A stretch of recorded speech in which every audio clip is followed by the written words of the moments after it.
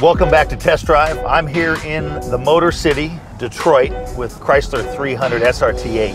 And with me is a guy that helped make muscle cars and, for that matter, Detroit cool again. SRT President Ralph Gilles. How you doing? Before we talk about this car, I want to talk about the Super Bowl ad. With the now iconic tagline imported from Detroit. Talk about what Detroit means to Chrysler and Chrysler means to Detroit.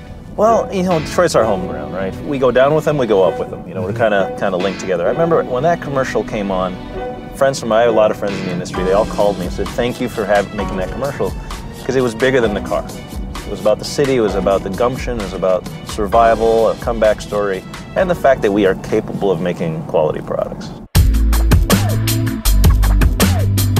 Yeah, everybody has a business sedan. I call this the all-business sedan. That's a good term. You can use that. I like that. What is the 300 to the line? It's a special car. It's kind of one of the halos for the Chrysler brand as well. I mean, I think it, you know, the original 300 back, the 55 300C, they used to call it the banker's muscle car. You know, it was a really sophisticated vehicle that had an outsized engine, it was really powerful, fun to drive, and that's what this is all about. I mean, this is the ability to have both luxury and performance. It's not that hard for us to conceive a car like the 300 when you live in a city like Detroit. I mean, people, you know, just like LA in a way, you know, people are very proud of their cars here. They really respect them. It's an extension of their personality. And the 300 is one of those cars that has the ability to be whatever you want it to be. It could be your sports car, it could be your muscle car, it could be your cruiser, it could be your chrome machine, your hip-hop mobile. I mean, it really kind of flexes with its audience. And to this day, I think, you know, just like we're in this SRT, it can be a track car as well. So it's this car that has this ability to put on kind of whatever suit the moment requires. It's amazing how one product can change the trajectory of a company. Chrysler's always had that history of being able to take risks. And we had this wonderful rear drive architecture, and we knew the rear drive proportions give you this automatically premium look.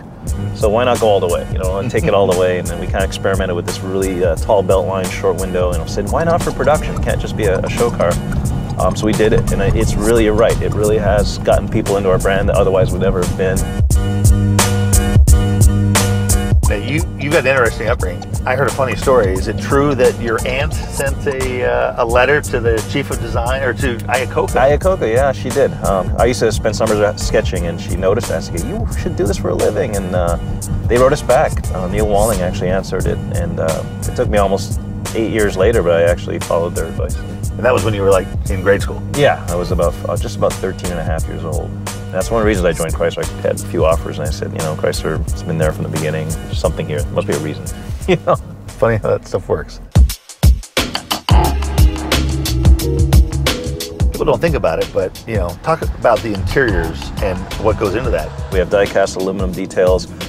We have leather-wrapped instrument panels, which is available on some of our vehicles. We also have the stamped aluminum cluster bezel, which is both on the base car and the SRT. So there's a great opportunity to use world-class materials. When you think of an interior in a car, there's hundreds and hundreds of little products inside one big product.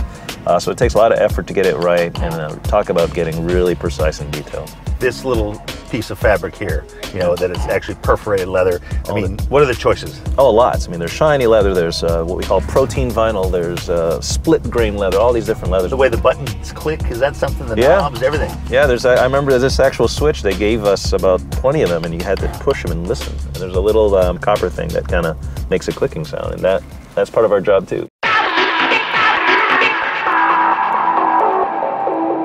From an exterior design standpoint, what have you tried to do with the SRT cars? We're trying to kind of make it subtle, and everything on it's functional. Every SRT, even though it may look like a spoiler add-on, it all does something. These cars are not speed limited, so they can go up to 174 miles per hour. So we tune for aero first, and then we add a little distinction to make them, you know, so someone who's a car guy can look at the car 100 feet away and go, that's an SRT.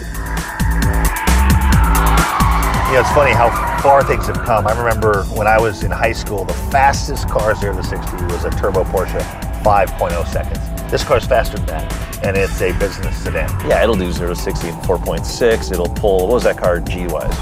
That one was at like high 0.7, maybe 0.8. Yeah, this car will pull 0.9 G, so, and do 174 miles per hour all day long.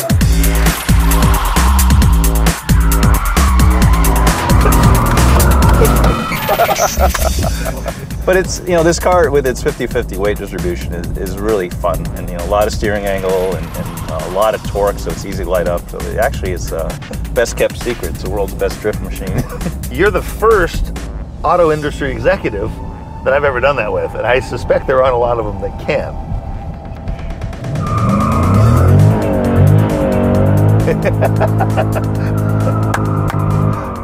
Well, what a segue. Let's turn up the music and go for a drive.